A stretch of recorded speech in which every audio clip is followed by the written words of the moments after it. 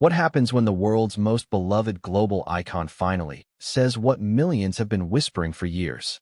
What happens when a man known for diplomacy, charm, and carefully controlled public speech suddenly lets the mask slip and calls Prince Harry and Meghan Markle clowns, while praising Prince William and Kate Middleton as the true royals?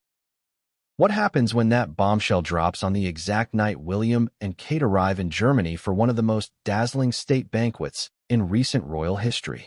But before we continue, please subscribe and turn on the notification bell for updates. Let me tell you exactly what happens. The world explodes. Not quietly, not gradually, but instantly, like a spark hitting gasoline.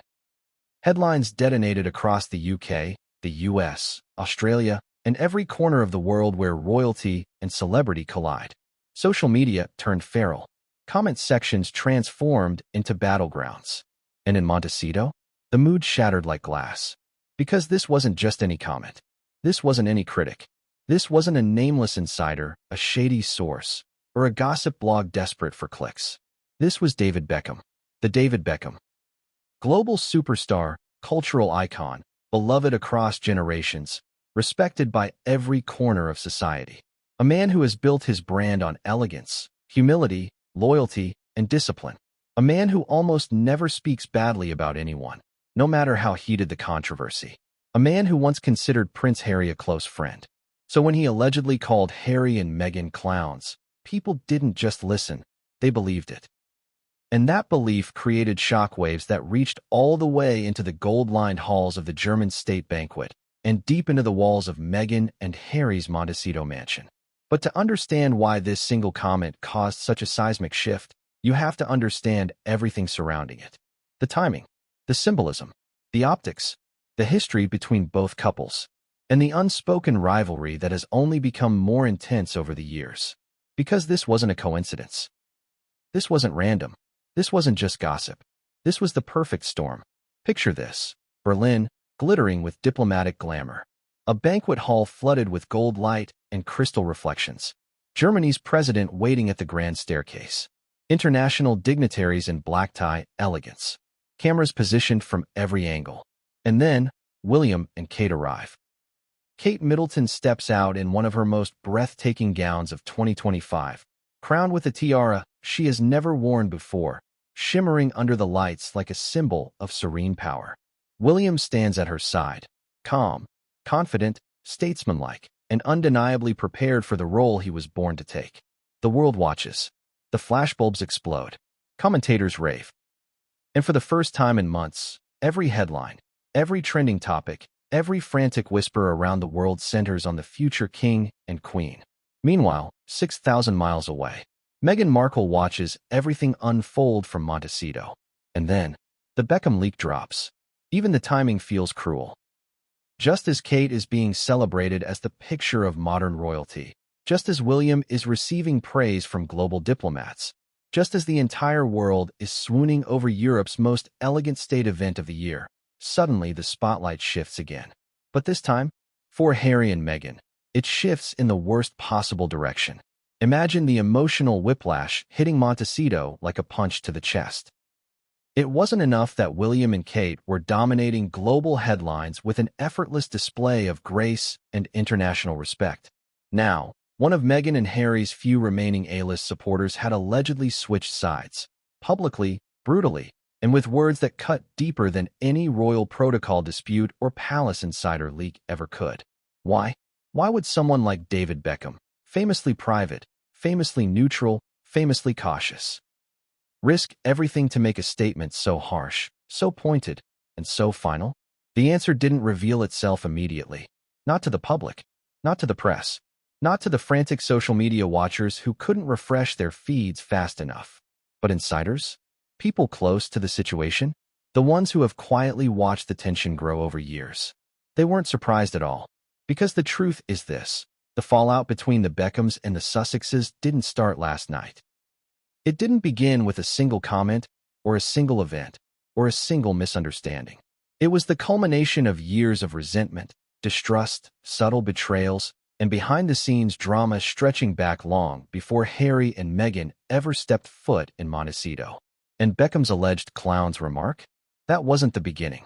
That was the explosion after years of slow-burning friction. Ask yourself, what would it take for someone so universally adored, so professionally careful, so personally controlled, to finally snap? What would it take to push Beckham to abandon diplomacy and speak with blunt, unfiltered honesty? What would it take for him to openly praise William and Kate, the very couple Meghan has always considered her greatest rivals? As we dig into this story, we're going to uncover the exact details. The private moments, the subtle insults, the palace tensions, the Hollywood whispers, the celebrity pressure, and the behind-closed-doors decisions that built the powder keg that finally blew up at the German state banquet moment. Because to understand the reaction across the world, we have to understand the symbolism of what unfolded in Germany. To understand why Meghan's fury was so intense, we have to examine her deepest insecurities and the narrative she has worked tirelessly to construct. To understand Harry's pain, we have to explore his long, complicated history with David Beckham, a man he once admired as the embodiment of the gentle, confident masculinity he wished he could possess. And to understand why William and Kate remain untouched by the chaos, we have to understand their iron-willed commitment to stability, dignity, and old-world discipline, even as they're thrown into modern scrutiny at every turn. So let me ask you another question. Why did this banquet become the perfect backdrop for Beckham's bombshell to explode? Because every story needs contrast. Every drama needs a stage. And in this case, the German state banquet was the most visually, politically, and symbolically powerful stage imaginable. Kate was dazzling. William was commanding. The atmosphere was regal. The world was watching. And in that exact moment, when the public was reminded of what royalty is supposed to look like, the Beckham comment reminded everyone of what royalty is not supposed to be. That contrast shook the global audience to its core. While William and Kate were being embraced by world leaders, Harry and Meghan were being roasted online. While Kate was being called the picture of modern monarchy, Meghan was being accused of spiraling. While William was receiving praise for his diplomacy, Harry was being called out for losing yet another friend. You could practically feel Meghan's panic from thousands of miles away. Because she knows public perception matters. She knows optics determine survival. She knows that when people compare her and Harry to William and Kate, she usually loses. But there's something deeper happening here. Something beneath the headlines. Something personal.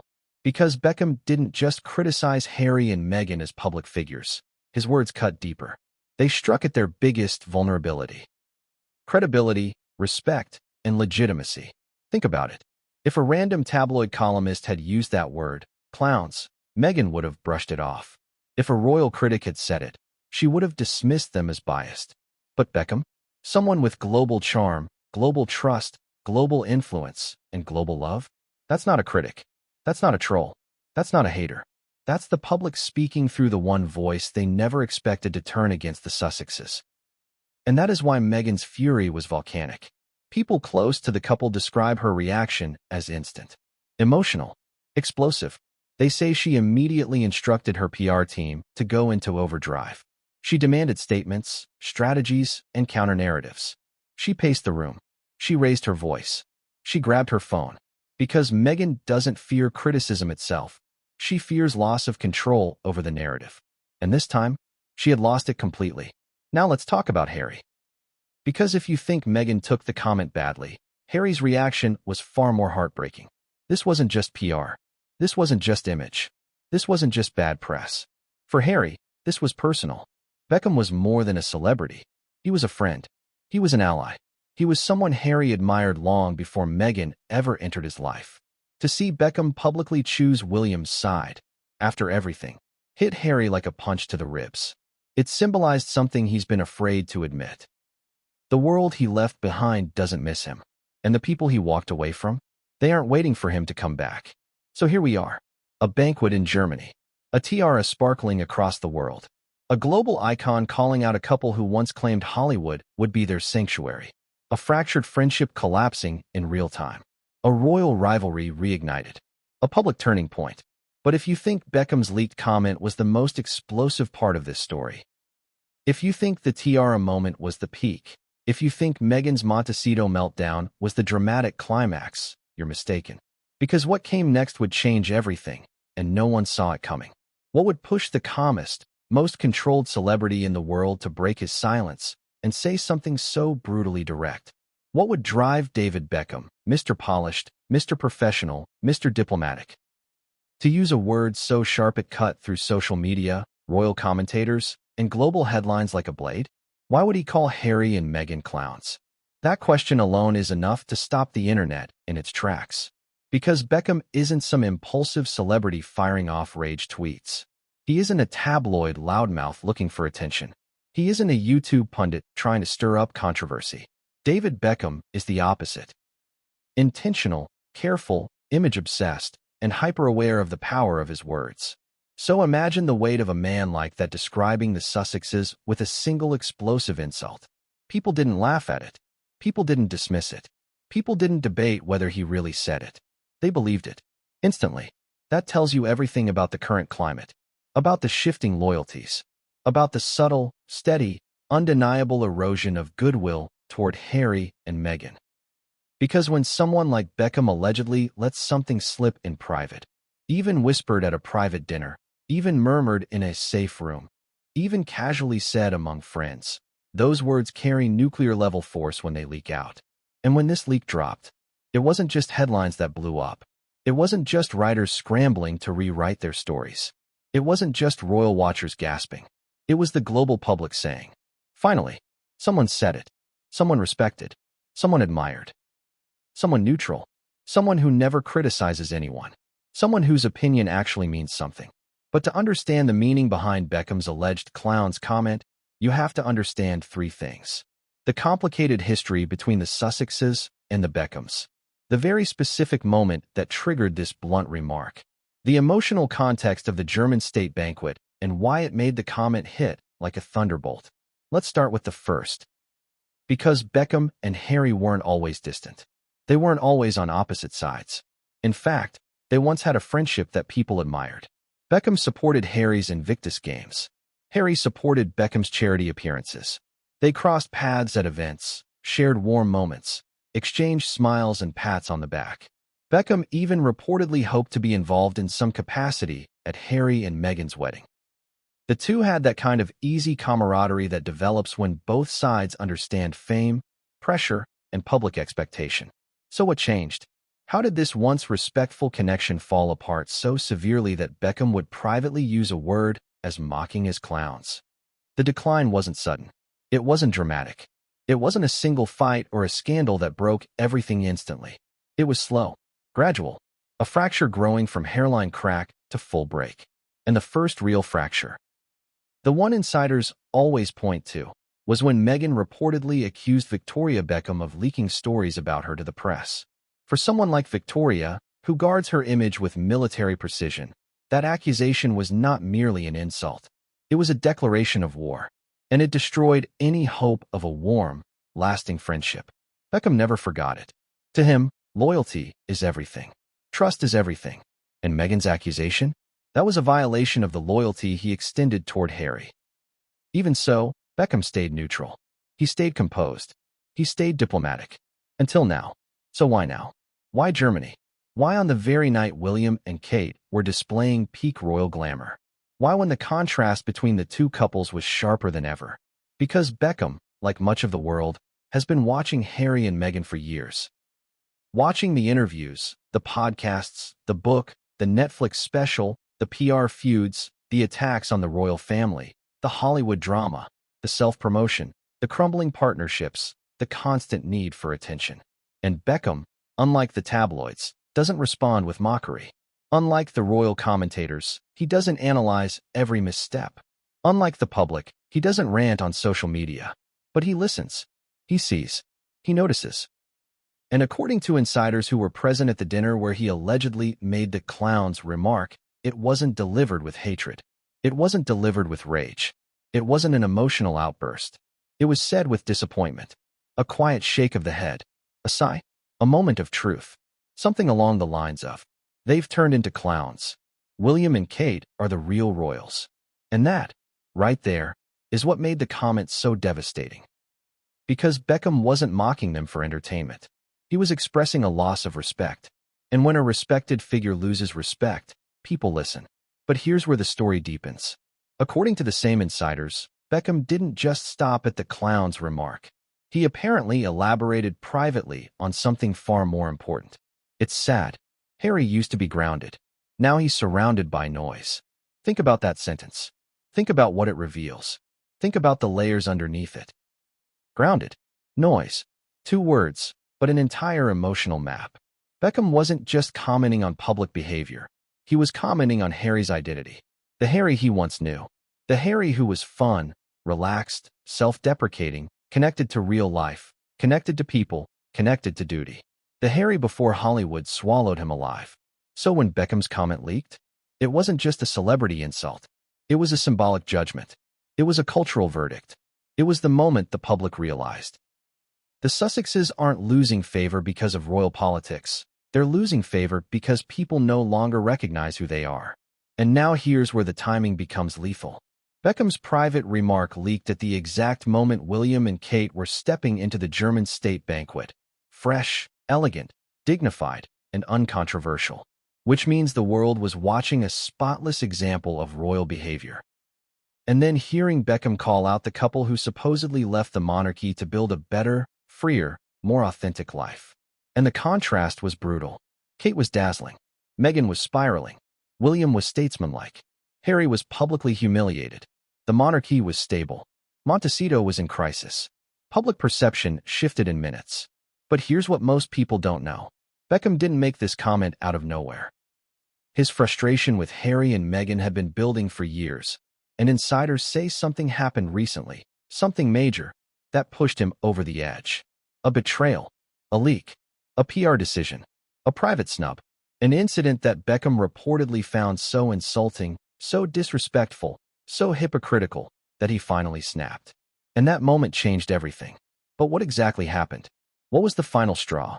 What did Meghan and Harry do that Beckham could no longer tolerate?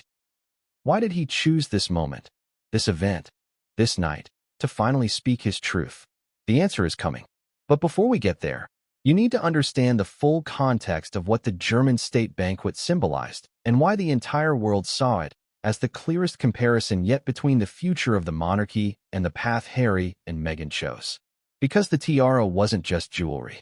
The banquet wasn't just diplomacy. And Beckham's words weren't just an insult. They were a turning point in global perception. And what happened next changed everything, and no one saw it coming. What does royal power look like? Is it in the gold-trimmed carriages? The centuries-old palaces? The inherited titles? No, not anymore. Today, royal power is optics.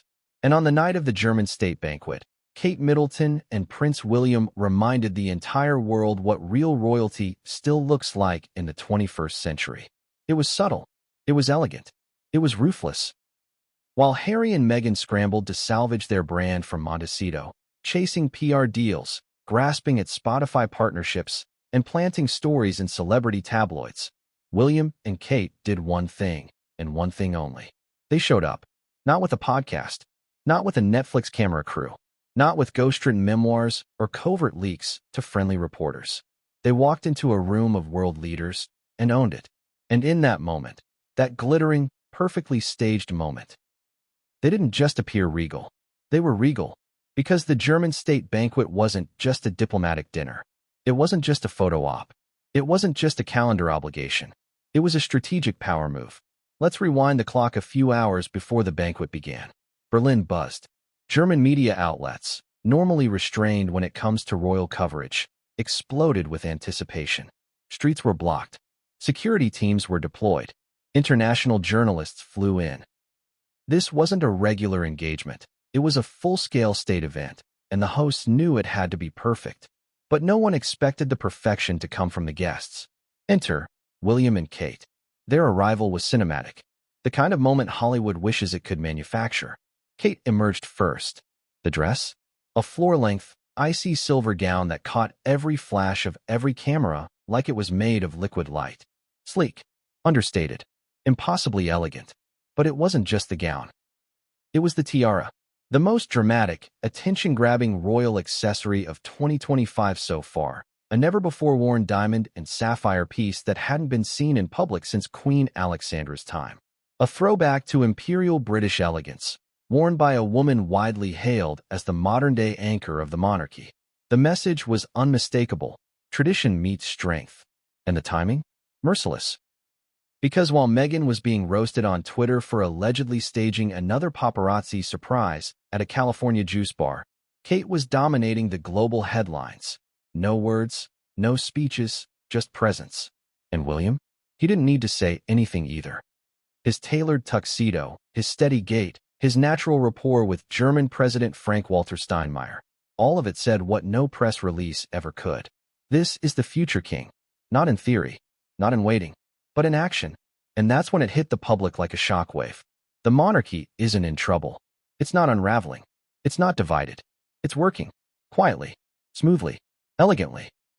In the midst of all the noise coming out of California, this moment of composed leadership felt like oxygen to a suffocating public. Even the German press, notoriously reserved when it comes to royalty, couldn't hide their admiration. An aura of quiet command, one columnist wrote. Kate is the personification of modern grace, another declared. The banquet was theirs before they even entered the room, said one televised pundit, voice trembling with awe. And yet, what truly made this moment devastating, especially for Harry and Meghan, wasn't just the fashion, the cameras, or the opulence. It was the contrast. Because back in Montecito, Meghan Markle was reportedly watching everything unfold in real time, and she was furious. Not because of the dress, not because of the tiara, but because she knew what the world was seeing. They were seeing what she always wanted to be. Loved by the people, admired by the press, respected by leaders, glorified without saying a word. And this time, there were no distractions. No tabloid scandal. No family drama. No Netflix interview to compete for oxygen. Just silence and awe. Do you understand how terrifying that is for someone like Meghan? Someone who built her entire post-royal brand around controlling the narrative. Someone who insists on telling her story first. Someone who relies on dominating the media cycle. And suddenly, without lifting a finger, Kate Middleton stole the entire global spotlight. Not with a sob story. With a tiara. Not with victimhood. With diplomacy. Not with a PR firm. With timeless composure. And it cut deep. Because this was the exact scenario Meghan had envisioned for herself just a few years earlier.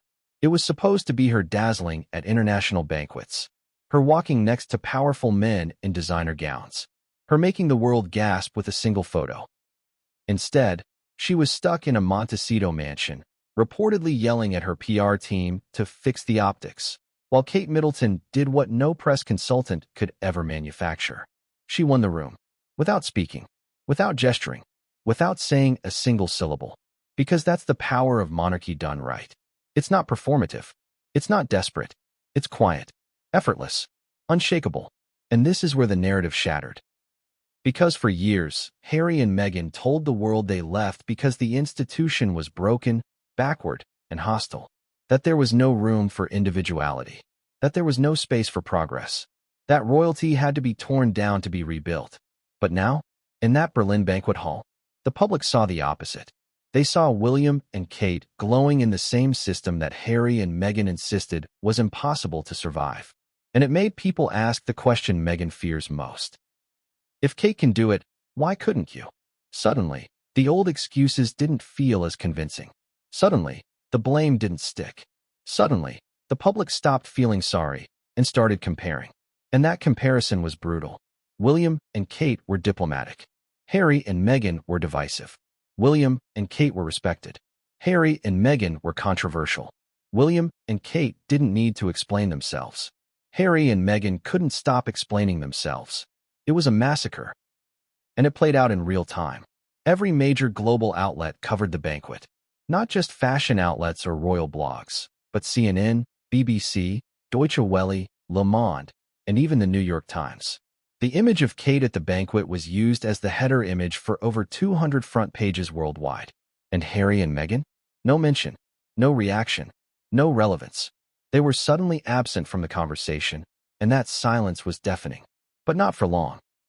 Because while the world was praising William and Kate, someone behind the scenes was about to leak something that would steal back the spotlight, and not in the way Meghan wanted. Because what happened next would cause Meghan Markle to snap, and unleash a private fury that insiders say could be heard through the walls of Montecito. The banquet was just the beginning. The real eruption was still to come. What do you do when the entire world suddenly forgets you exist? What do you do when the royal stage you left behind becomes more powerful without you? More glamorous, more respected, more admired. If you're Meghan Markle, you don't sit quietly. You panic. And that's exactly what insiders say happened inside the Montecito mansion on the night of the German state banquet. As Kate dazzled in diamonds and David Beckham's explosive clowns comment ricocheted across every screen. It wasn't just another bad news day. It was an all-out perception collapse. And Meghan? She didn't just take it personally. She took it like a personal betrayal. Because from her perspective, everything had been carefully staged. For months, she'd been working to control the narrative again, to reset the public image, soften the headlines, maybe even tiptoe back into the mainstream Hollywood circuit. The lifestyle blog teasers, the new talent agency, the hints at rebranding, the whispers of a cooking show, a fashion line, even a wellness book deal. It was all part of a slow, meticulous rollout. But none of it mattered now, because Kate had just wiped the slate clean in a single evening, and David Beckham had torched the bridge Meghan thought was still quietly intact. And what happened next behind closed doors in Montecito was chaos. Multiple insiders, speaking on background, described the scene as combustible, not just tense, not just emotional, explosive, because Meghan didn't just see the German state banquet as a royal engagement. She saw it as a direct challenge, an ambush, an orchestrated slap in the face from the institution she once tried to escape from with her head held high. And worst of all, she had no way to compete. No competing red carpet appearance, no charity event, no surprise podcast drop, no Vanity Fair profile, nothing. She was, for once, out of moves, which, according to one Hollywood insider, sent her spiraling. She thought she had weeks to build her rollout, the source said. She didn't anticipate Kate coming out like that. The tiara, the imagery, the timing. It was a reminder that no matter how far Meghan tries to distance herself from the monarchy, they still hold the trump card, legitimacy. And Meghan knew it, which is why, within moments of the first press images from Berlin hitting social media, she was reportedly on the phone with her team. Not calmly, not rationally, but urgently, frantically, fuming. "Fix this," she allegedly barked. "We need headlines tomorrow. I don't care what it is, make something happen." The orders weren't vague, they were desperate. Push out an announcement, leak a teaser, float a Netflix follow-up, schedule a Zoom call with a women's empowerment group. Anything to get her name back into the cycle. And just as her team scrambled to brainstorm damage control strategies, the second wave hit. The Beckham leak. The clown's quote. The words that would haunt her. Not just because of what was said, but who said it. David Beckham wasn't just another celebrity acquaintance. He was one of the few public figures Meghan believed she and Harry could count on. Someone who understood the pressures of fame, the sacrifice of image building, the pain of media intrusion. And now, he had allegedly flipped. Not quietly, not vaguely, but with venom. And Meghan saw red. She was livid, a source close to her team revealed. Not sad, not disappointed, livid. She felt betrayed. She believed the Beckhams had ghosted her and Harry years ago. But this was war.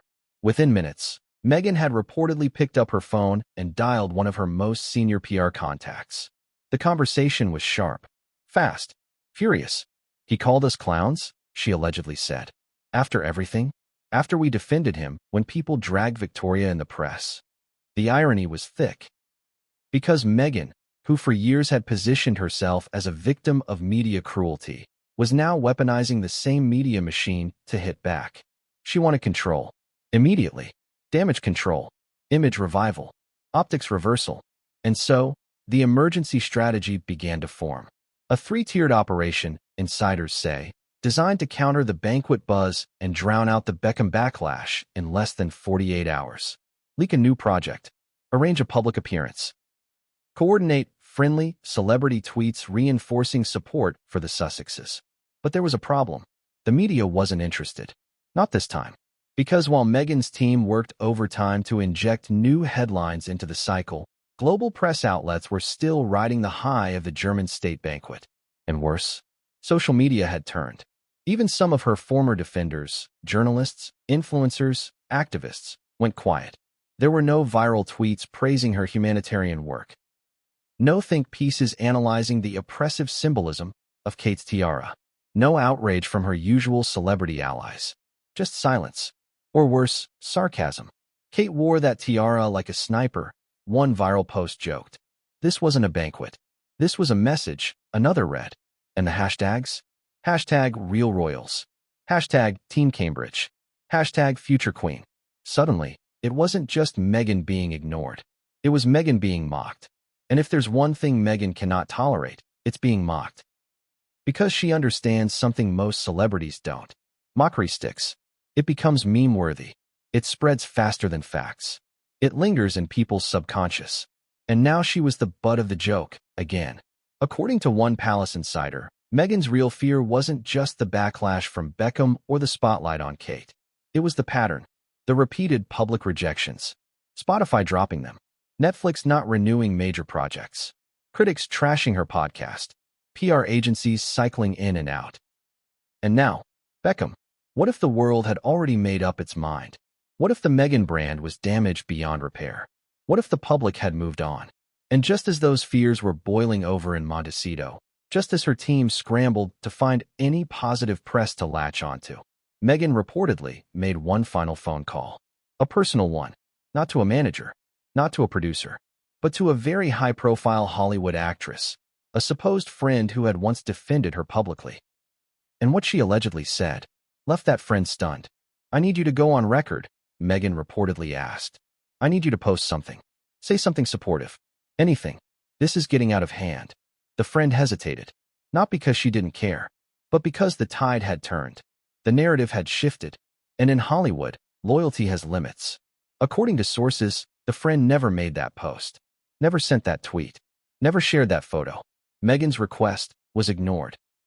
And when that happened, something in her snapped. Because now, it wasn't just the royals who had left her behind. It was Hollywood, the industry she thought she could conquer, the elite she believed would welcome her as one of their own. They were slipping away too. And as the hours ticked by, the silence grew louder. The headlines stayed focused on Kate. The backlash against Beckham fizzled. The German state banquet continued to trend. And Meghan? She was no longer trending at all. But just when her team thought the worst had passed, when they believed the weekend would settle and the news cycle would move on, a second leak hit the press. One that no one, not even Meghan, saw coming. Because what came next didn't come from Berlin, and it didn't come from Montecito either.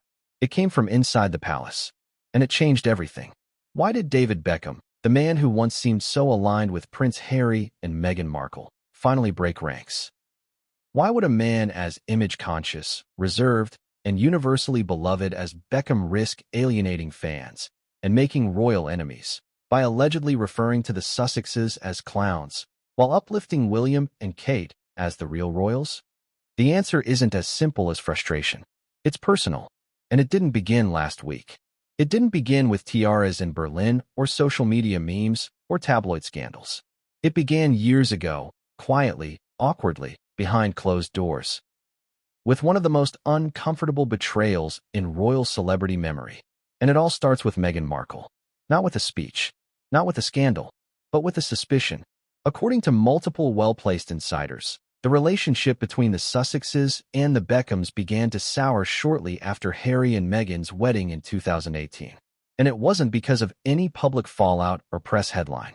It was because Meghan allegedly accused Victoria Beckham, David's wife, of leaking stories to the tabloids. Let that sink in.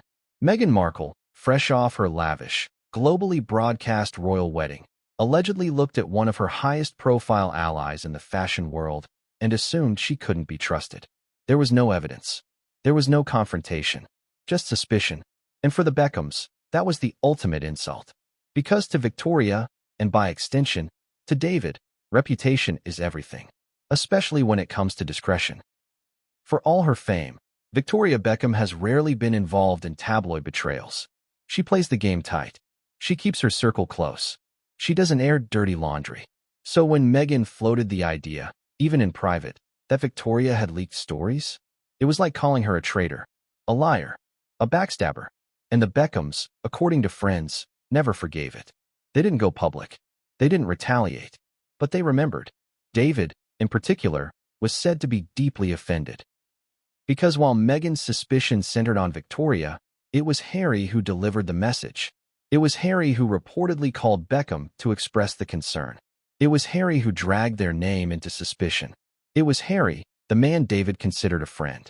And from that moment on, everything changed. The camaraderie vanished. The invitations dried up. The trust dissolved. You may be wondering, why didn't David speak up sooner? Why stay silent for years if the betrayal cut so deep?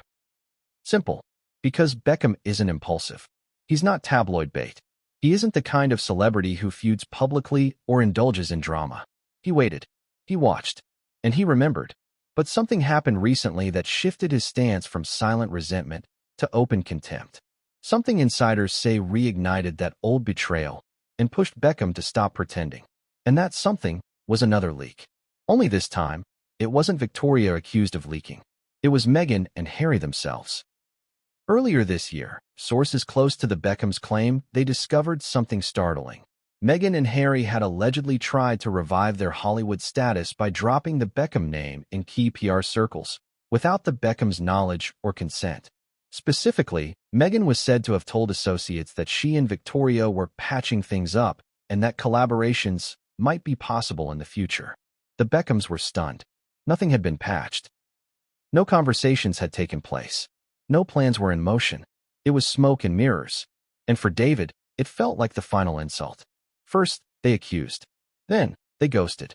And now, they were using his name to claw their way back into relevancy? That's when everything changed. Because Beckham wasn't just angry anymore. He was done. And when that German state banquet aired, when the contrast between William and Kate's effortless grace and Harry and Meghan's California chaos hit its boiling point, Beckham finally made a choice. He didn't make a press statement. He didn't post a tweet. But at a quiet, private dinner in Los Angeles, surrounded by fellow A-listers, he said it. They've become clowns. William and Kate are the real royals. It was said softly, but it traveled loudly. And within 48 hours, it leaked. So now the question becomes, why praise William and Kate so specifically? Why not simply criticize the Sussexes and leave it at that? Because Beckham has a history with William, too. A quieter, more respectful relationship rooted in charity work, national pride, and shared values. David was knighted by the monarchy. He's been invited to Buckingham Palace multiple times. He's worked alongside William on multiple campaigns, including mental health initiatives and youth empowerment programs. And according to those who know him, Beckham has always admired William's ability to remain calm under pressure, focused under fire, and dignified even when dragged through the mud. Where Harry made headlines for rebellion, William earned respect for restraint. And Kate? Beckham has allegedly called her the perfect public figure, someone who understands image, tradition, and modernity in equal measure. So to Beckham, the choice was obvious. He wasn't just distancing himself from the Sussexes. He was siding with the Cambridges. And that, for Meghan, is the worst possible outcome. Because Beckham represents more than a footballer or a celebrity. He represents normal people. He represents class, respect, global admiration, the kind of household name that transcends scandal. And now, he's against her. And the world knows it. But the most brutal part of all, Meghan can't touch him. She can't call him a racist. She can't paint him as old-fashioned. She can't blame the institution. She can't accuse him of leaking. She can't bury him in bad PR. Because Beckham's image is too strong. He's the one public figure more protected than the monarchy itself.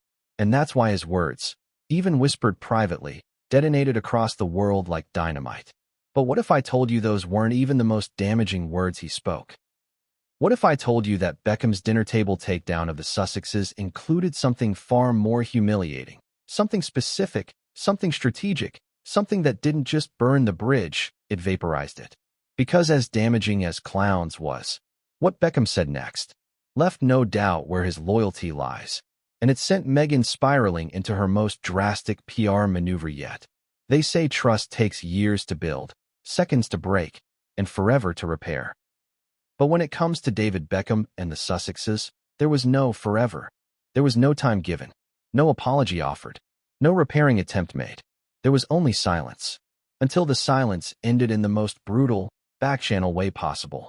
Because while the world was still reeling from Beckham's alleged clown's remark, while Meghan was frantically calling her PR team and Harry was retreating into stunned isolation, a second, far more detailed leak began surfacing.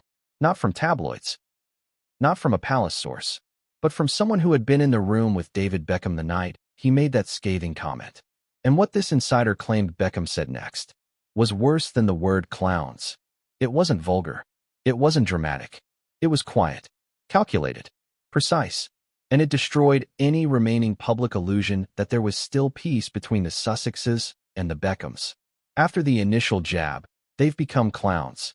William and Kate are the real royals. Beckham allegedly followed with something far colder. I don't trust them anymore. Not after what they pulled. That sentence. Simple, devastating, loaded. And when asked to elaborate, Beckham reportedly leaned back, lowered his voice, and dropped the bomb. They tried to use our name to clean up theirs. Again. Not the first time. Again. Let that sink in. Because if that's true, if Meghan and Harry had tried, once more, to pull the Beckhams into their public redemption arc without permission, then everything changes. This isn't just a broken friendship. It's an abused one. And according to this insider, Beckham wasn't just upset about vague PR games.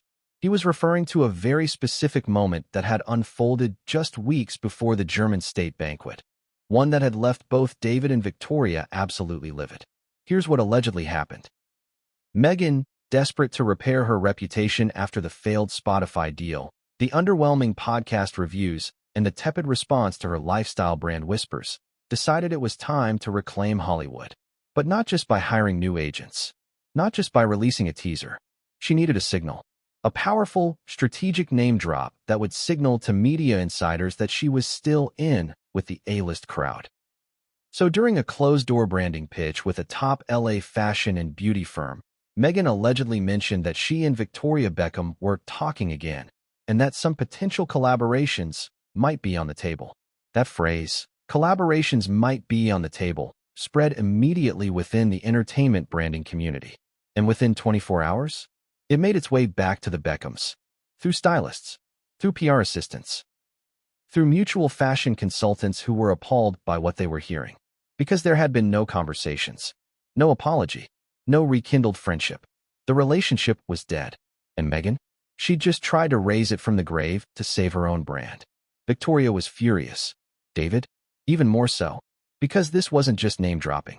This was an attempt to publicly align herself with the one couple that had deliberately distanced themselves for years.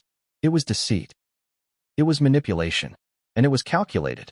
So when David learned about it, when he saw the exact wording of what was said and how it was being interpreted in LA marketing circles, he was done.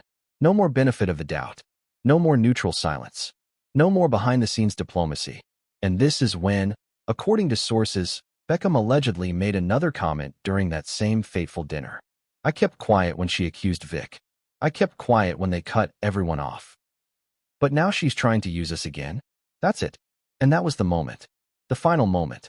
The moment David Beckham flipped the switch from silence to condemnation, even if only in whispers. Because for someone like him, who has spent decades building a brand on respect, privacy, and careful curation, being dragged, again, into Meghan's redemption plans without permission wasn't just insulting. It was provocative. It was war. And behind the scenes, the consequences were immediate. David made it clear to his inner circle, no more defense.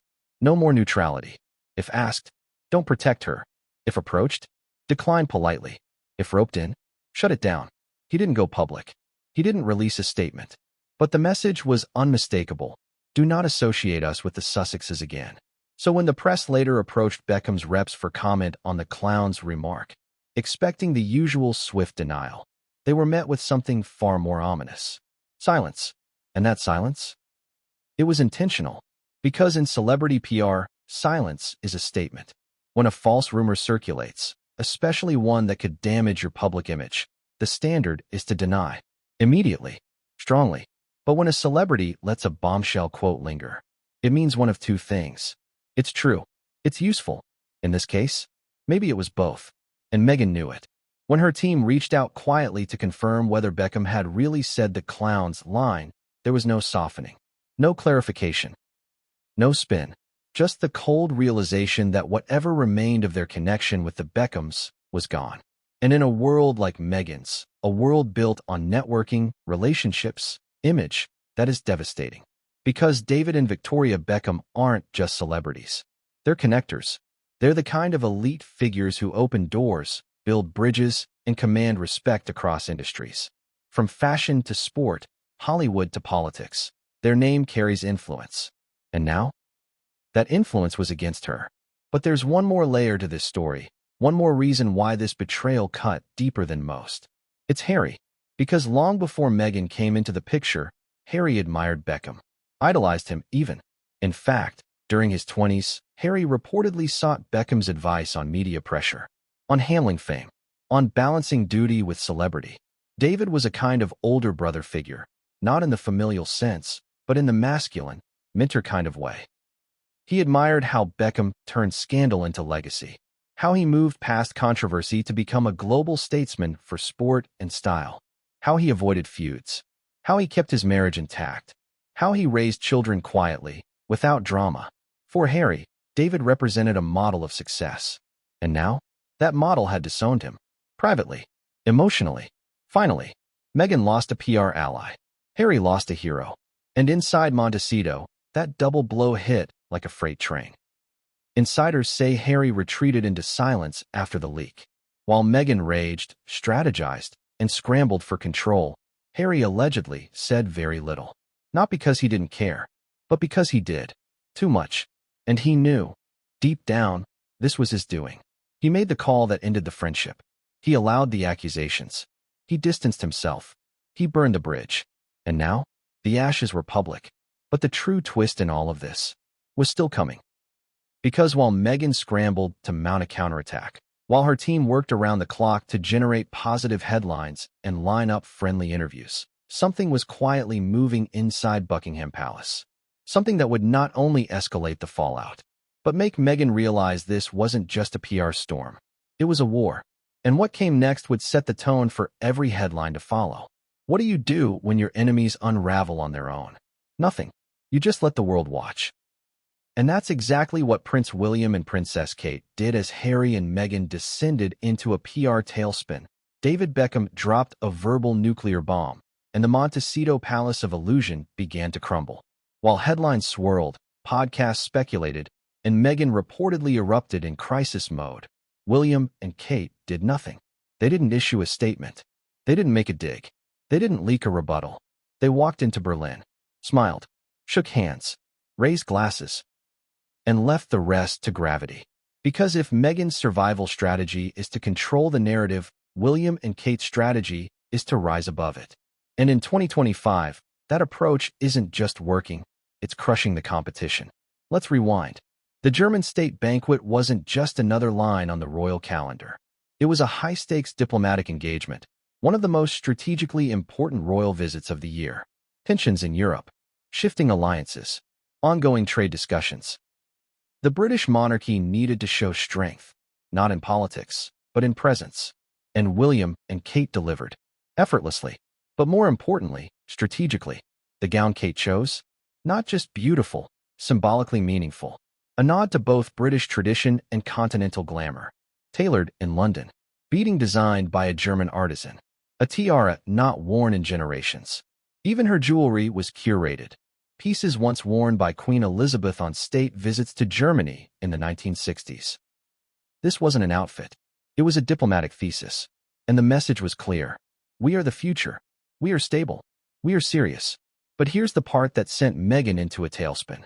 The royal household knew this banquet would spark comparisons. They knew the press would position it against Harry and Meghan's recent misfires. The failed Spotify deal, the Netflix silence, the hollow lifestyle brand whispers, the ghosted red carpet appearances. They didn't need to say a word. All they had to do was show up. That's the power of image. And William and Kate have mastered it. But this isn't luck. It's not just good lighting or flattering photographers or elegant posture. It's a long game, one Harry and Meghan never had the patience to play. Because what the Sussexes dismissed as stifling and outdated royal protocol was actually the secret weapon: discipline, restraint, timing. While Meghan rushes to beat the headlines, Kate waits for the right moment to appear in them. While Harry throws punches in podcasts, William lets the silence say more. And when the spotlight falls, they stand in it, gracefully, carefully, without chaos. But here's the twist. This unshakable image didn't come from privilege. It came from preparation. Because behind Kate's serenity is a steel spine, one insiders say is more formidable than even William's. She's calm, but she's not passive, said one former aide. Every detail is planned. She knows what story each outfit tells, how each step is photographed, when to pause for effect. In other words, she's playing chess. Meghan was playing checkers. And during that Berlin state banquet, it showed. As Meghan allegedly scrambled to manufacture headlines, Kate became the headline. As Meghan reportedly made private calls begging for celebrity reinforcements, Kate's image was framed on the front page of every major European paper. As Meghan tried to ignite a comeback, Kate quietly reaffirmed her crown. But the deeper Meghan pushed, the more invincible Kate appeared. And William? He didn't just play the role of the dutiful royal. He played the role of the future monarch, a role Harry once imagined for himself in a different, modernized version of the monarchy. William was deliberate, statesmanlike, in command. He shook hands with German diplomats, engaged in policy talk, honored historic ties, avoided missteps. No awkward jokes, no off-script remarks, no thinly veiled jabs, just presence. It was measured dominance. And perhaps the most brutal part? They looked happy. William and Kate weren't just polished, they were authentic. Shared glances, private smiles, easy touch points. The warmth between them didn't feel staged, it felt earned, built on years of quiet solidarity. And that, more than any tiara or tuxedo, is what left Meghan seething. Because for all her talk of finding freedom and building love in the open air of California, what she saw in that banquet room wasn't repression. It was security. The kind of emotional security she hasn't been able to manufacture with Spotify deals or Oprah confessions or $14 million homes. And the public noticed. They always do. Because public perception isn't shaped by press releases, it's shaped by instinct. And when viewers around the world looked at those Berlin photos, their instincts weren't confused. They didn't wonder which couple seemed stronger. They didn't compare PR strategies. They didn't analyze brands. They felt it. Stability, maturity, authentic royalty. But here's where it gets even more fascinating. According to insiders, William and Kate anticipated that this banquet would provoke a reaction from the public and from Montecito. And they planned accordingly. Nothing loud. Nothing overt. But subtle, quiet moves. One aide claimed that Kensington Palace deliberately leaked Kate's choice of tiara to certain fashion insiders after the banquet. Why? To extend the media cycle. To keep the moment alive for an extra 2 days. To drown out whatever counter-headlines Meghan's team might have planted. It worked.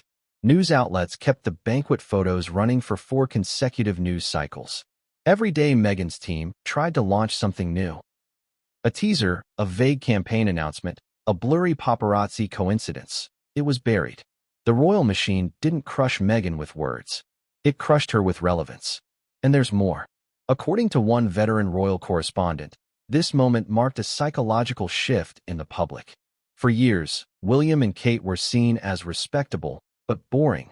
The safe royals, the quiet ones. Meanwhile, Harry and Meghan were edgy, dramatic, explosive. Now, the roles have reversed. William and Kate are compelling. Meghan and Harry are exhausting. And in an age of rapid content fatigue, exhaustion is deadly. But perhaps the most ruthless part of all, William and Kate never acknowledged the chaos. No statements, no leaks, no counterdigs. Because they knew one thing Meghan has never quite grasped. The more noise you make, the more power you give away. So they smiled. They waved. They dazzled in silence. And as Meghan raged in Montecito, alone, unheard, unamplified, the palace quietly reminded the world, this is royalty. But if you think that banquet was the peak of their dominance, if you think the press coverage was the end of the story, if you think Meghan had absorbed the full brunt of this royal reckoning, you're wrong. Because just as the Montecito team began regrouping, just as Meghan prepared to leak another comeback story, the palace made a move so subtle, so surgical, so chillingly precise, that even Meghan's most trusted insiders didn't see it coming. And what came next would ignite the second wave of public collapse. How do you control a narrative when the world stops listening? That's the question Meghan Markle faced in the aftermath of the German state banquet. Not just as a celebrity, not just as a duchess, but as a brand. Because in Hollywood and in royalty, you're only as powerful as your last successful spin. And right now, the only thing spinning was the panic inside Meghan's Montecito mansion. David Beckham had turned. Kate had conquered. William had ascended. The palace had struck, quietly, devastatingly. And the headlines had moved on without her. But if there's one thing Meghan has always excelled at, it's reinvention. And this time, she wasn't playing for applause. She was playing for survival. Insiders close to her inner circle described the next 48 hours as a full-blown emergency war room. PR agents brought in at midnight, lawyers on standby, crisis consultants flown in from LA and New York. Not just spin doctors, surgeons, people paid to stop bleeding fast. Because the Montecito team understood something that hadn't yet reached the public. This wasn't just a loss of relevance. It was a credibility collapse. And unless Meghan responded, decisively, visibly, emotionally, she would no longer be able to dictate the terms of her own story. So what did she do? She launched what one insider called Operation Reclaim, a last-ditch, multi-tiered campaign designed to do three things. Reposition Meghan as the misunderstood truth-teller. Generate sympathy from key media gatekeepers. Trigger a celebrity feedback loop, just enough to regain momentum. Let's unpack that, step by step. Step 1. The reposition. It began with quiet leaks. You may have noticed them. Subtle, vague headlines appearing across mid-tier lifestyle blogs. Anonymous sources gently suggesting that Meghan had been caught off guard by the German state banquet and was emotionally shaken by the Beckham quote. Notice the language? Caught off guard. Emotionally shaken. Trying to focus on family.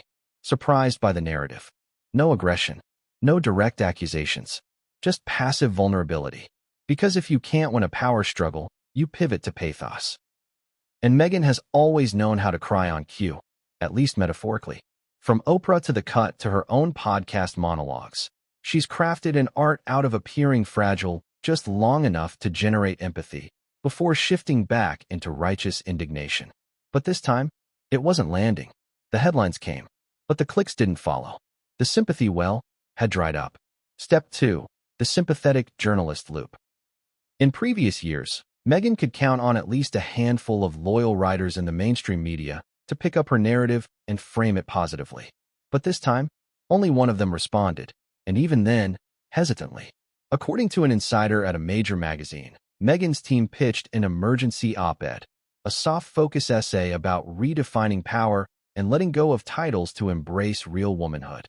It was supposed to hit hard, but the editor? She passed. Why? Too reactive. Too obvious. And frankly, too late. That response shook Meghan's inner circle to the core. Because if she wouldn't bite, who would? Suddenly, doors that had once opened wide were now barely cracking. So Meghan did something she hadn't done in months. She picked up the phone. Herself. Directly. Privately. Personally. She called a former daytime talk show ally, someone who had previously praised her podcast, defended her public choices, and built a career out of supporting powerful women in transition. What Meghan reportedly asked for. A special. Not an interview. Not a podcast. Not a digital short. A full-length television special, framed as an intimate look at Meghan's journey beyond the crown.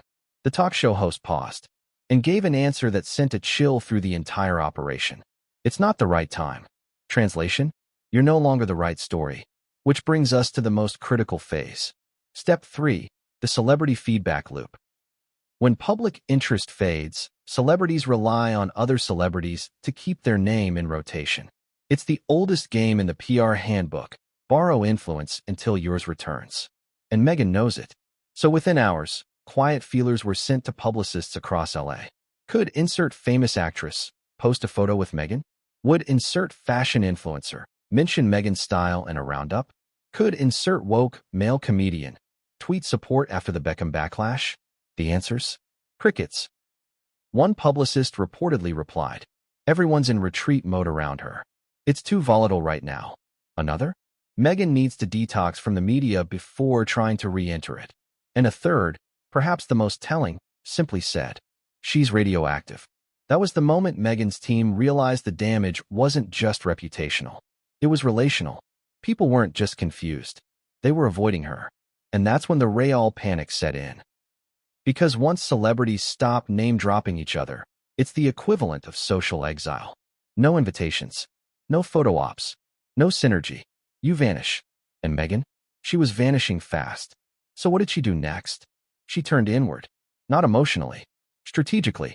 She authorized what insiders describe as a last resort pivot. A plan to reframe her brand entirely, away from royalty, away from celebrity, away from even feminism. A new identity. One word. One pitch. Healer. Yes, you read that right. According to someone who reviewed early brand documents, Meghan's team began floating the idea that she would step away from the drama entirely to focus on healing others, promote personal transformation, and become a light leader in the modern wellness movement. It wasn't satire. It was real. The plan involved crystals, guided meditations, possibly an energy-based skincare line, a spiritual podcast, even a rumored collaboration with an infamous guru from Bali. The pitch was designed to do two things: distance her from the royal family